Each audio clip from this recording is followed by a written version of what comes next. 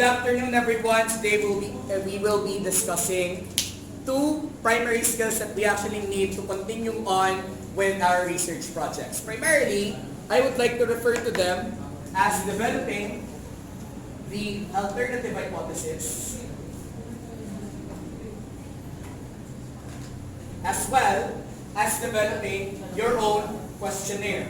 So essentially, we're going to tackle the maximization on the term how to interpret your data, because essentially your data can come into two forms. Again, what are the two forms of data? Since we have quantitative and qualitative, what are the two forms of data that so far you're familiarized with? So far, descriptive data, which comes in the form of what? Descriptive data comes in the form of what? Where? Descriptive data comes in the form of what? Very good. All right. So we have word data, and essentially the interpretation of blank for quantitative studies. Interpretation of numbers. So we have number data, and of course the word data. This is essentially what it means. I'm not really referring to the technical terms, but rather we get the general idea that the two forms data maximizes on words, and it also maximizes on the number. Now, what we need to do here is we need to determine the proper handling on how to properly interpret these two very different types of data. So, essentially, we have words, we have number. Let's try to tackle more on the alternative hypothesis first, before we move on with the questionnaire. So, raise your hands if you have quantitative studies. How many do we have in the class? I only want to see the leaders. We have 1, 2, 3, 4, 5, 6. We have, hands down, we have 6 quantitative studies here in the classroom. How about, so assuming that we have 10 members here, the rest of you, or rather the 4 of you, already pursues quantitative studies. Is that correct? Yes. Right. So with that being said, in the quantitative form, the alternative hypothesis can only be accomplished when you already derive your study with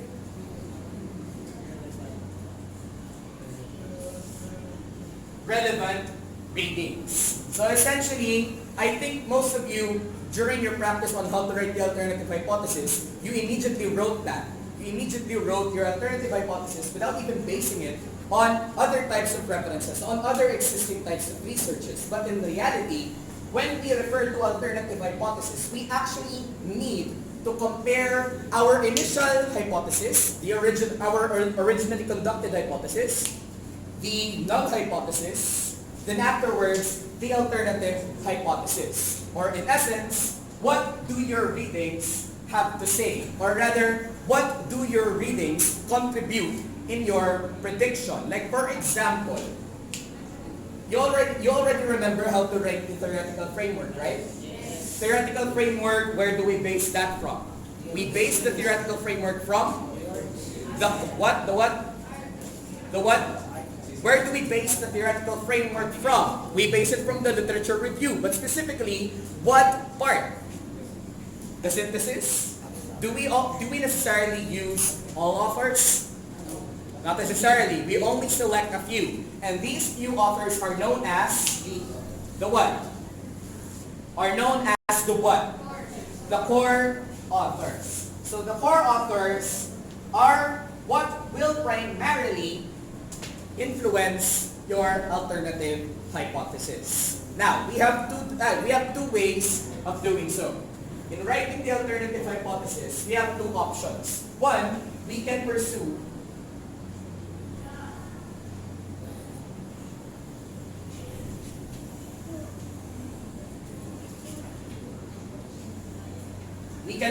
either of the two. Number one is directional hypothesis, or rather directional alternative hypothesis. And number two, the non-directional alternative hypothesis. I'm just going to elaborate this on a few because I think you already took this in your RDL2. Is that correct?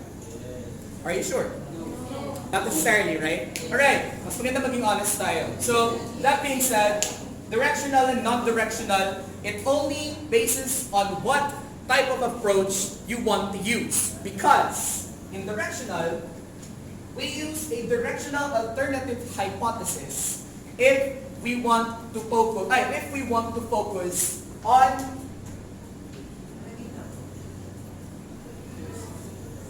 accuracy. The accuracy of the hypothesis. Like for example, let's say you found an ideal core offer in which most of the questions from your statement of the problem have been answered by that certain author. Only then can you pursue a directional alternative hypothesis. Do you have any types of authors who might have answered almost all of your statements of the problem, almost all of your research questions? Meron ba kayong ganun? Wala ganun. So essentially, it's not going to be possible for you to pursue a directional alternative hypothesis. Why? Because you do not have a core author yet who could actually answer all your statements of the problem. Because a directional alternative hypothesis focuses on the accuracy, while in the non-directional approach, it's the total opposite. It focuses more on precision is a matter of accuracy. But in terms of non-directional approach, you go with the idea on probability. Now, what do those two words differ? How do those two words differ? Accuracy, probability. Accuracy, you are 100% sure that based on other readings, this would be the outcome. But in the probability, what does that mean? There is a chance, you're actually recognizing the fact that there may be a chance that your hypothesis may or may not be proven, given your current set of readings. Since you already told me that you haven't really found core authors that indeed answer all of your research questions, then that already proves na hindi natin kaya mapatunayan lahat ng mga questions niyo. Because essentially, we're just cherry picking. We're cherry picking from all of our authors. So with that being said, we do not really have a definitive answer. Therefore, we are prepared to at least provide a 5% chance that our hypothesis might not be correct, and therefore would resort to proving the null hypothesis. Is that clear? Are you sure? Now, what if the alternative hypothesis is not proven? Or if so, what if the null hypothesis is not proven? We go to the hypothesis testing errors. The hypothesis testing errors consists of two parts. Excuse me, are you already familiarized with the errors in hypothesis testing?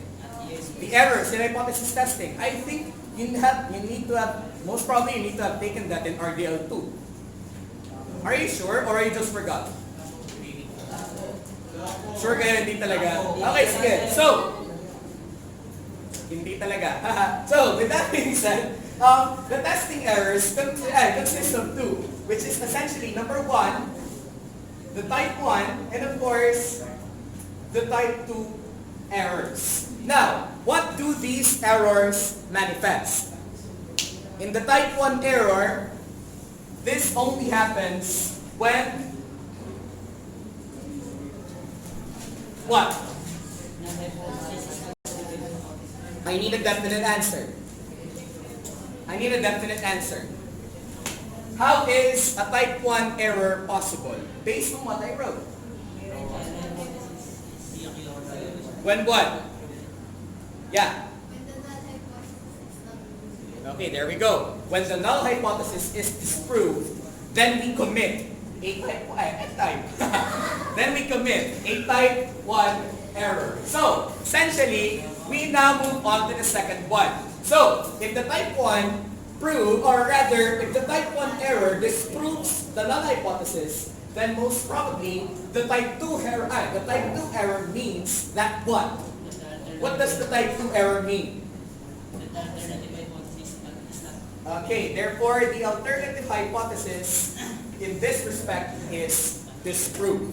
But what if the both of them are essential?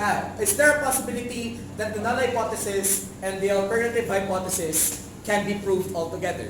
No. Essential. Why? Because sir, yung alternative hypothesis po, yun yung mismong ginagess nyo, tapos yung null hypothesis yung opposite ng guess. Okay, that's the direct opposite of the guess. So essentially, we cannot necessarily have a positive and a negative outcome at the same time, correct? So essentially, we only need to pursue one type of error. Yes, I'm saying it out loud. We only need to pursue, or we only need to commit one type of error. Why? Because this is a matter of proving your null hypothesis or alternative hypothesis. Now, question. How do you write the alternative hypothesis? Simple. In the null hypothesis, you gave exact opposites of your original and initial hypotheses, right? But in the alternative hypothesis, you only write two. You only write two alternative hypotheses that might disprove your initial null hypothesis. Yes, I am saying it out loud. It may disprove your null hypothesis because essentially the alternative hypothesis and your initial hypothesis is somehow related to each other. Why? Why do you think so? Your initial hypothesis and the alternative hypothesis is somehow related to each other. Why? What can the alternative hypothesis do for your initial hypothesis? Same thing that most of our readings can do for our data. It can support. There we go.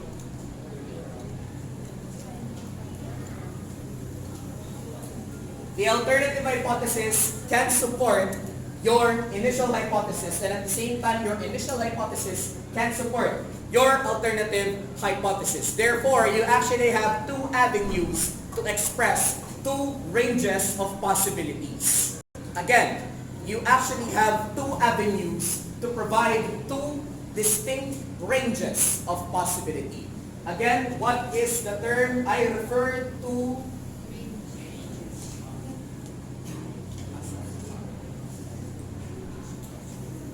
I am referring to the ranges of possibility. In 3, 2, 1. In 3, 2, 1.